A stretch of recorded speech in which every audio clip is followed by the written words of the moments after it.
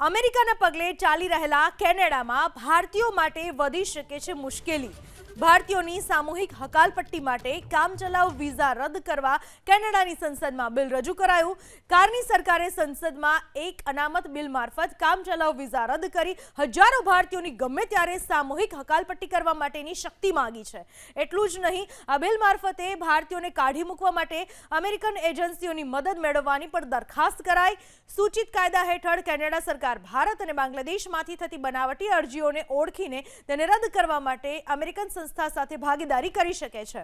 ભારત અને બાંગ્લાદેશના નાગરિકોને નિશાન બનાવી કામચલાઉ વિઝા ધારકોની સામૂહિક રીતે હકાલપટ્ટીના બિલનો કેનેડામાં વિરોધ થયો છે। 300 થી વધુ નાગરિક જૂથોએ આ બિલનો વિરોધ કર્યો।